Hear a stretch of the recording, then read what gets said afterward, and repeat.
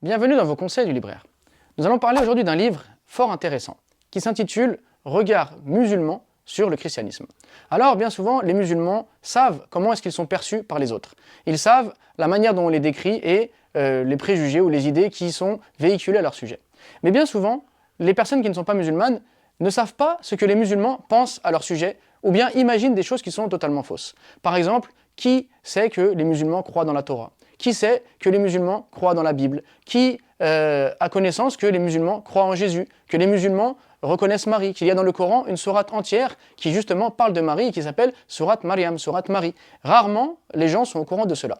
Alors l'intérêt de ce livre justement, c'est de montrer, de donner un regard musulman sur le christianisme. À savoir, qu'est-ce que les musulmans croient au sujet du christianisme? Est-ce que les musulmans croient que Jésus est le Fils de Dieu? Ou bien est-ce que, au contraire, les musulmans pensent que Jésus est un prophète? Est-ce que les musulmans croient dans la Bible telle qu'elle est aujourd'hui ou est-ce que les musulmans pensent qu'elle est altérée? C'est en fait le défi que s'est donné Rachid Maash, à savoir justement présenter le regard des musulmans sur le christianisme, sur la personne de Jésus, alayhi salam, que la paix soit sur lui, sur les livres révélés auparavant et bref sur le dogme catholique en général. L'intérêt de ce livre est double. Tout d'abord, il va permettre aux chrétiens de savoir ce que pensent réellement les musulmans à leur sujet. Quand je dis à leur sujet, ce n'est pas à leur sujet de manière personnelle, mais au sujet de leur religion, au sujet de leur dogme, au sujet de la personne de Jésus, au sujet de la Bible, etc.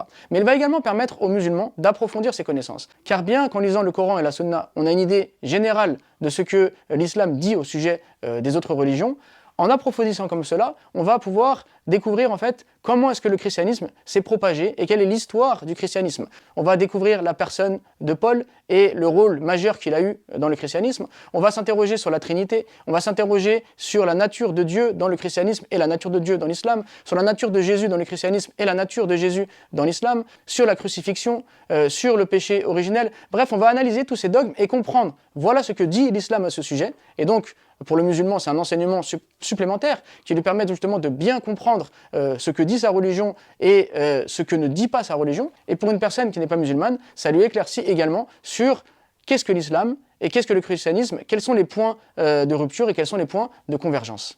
Dans un monde où on est tiraillé par les préjugés les uns sur les autres, le fait justement d'interroger les textes, de se plonger dans le Coran, de se plonger dans les évangiles, d'interroger justement les croyances des uns et des autres, de les mettre en comparaison, permet justement de mieux comprendre l'autre et de parler avec lui en toute franchise, de parler avec lui justement d'une manière ouverte qui permet une remise en question de chacun et qui permet d'évoluer dans ses conceptions les uns des autres et de ne pas avoir donc des préjugés ou d'imaginer l'autre d'une certaine manière qui n'est pas conforme à ce qu'il est réellement. Donc, regard musulman sur le christianisme permet justement de répondre un peu à cette vision orientaliste qui essaye de comprendre le musulman, qui regarde le musulman avec beaucoup de préjugés, alors qu'il serait intéressant justement que le musulman lui aussi prenne cette démarche d'étudier l'autre, d'étudier ses croyances, d'étudier ses convictions, de les mettre en comparaison avec celui que lui y croit, afin justement qu'il puisse y avoir un véritable dialogue constructif qui se crée.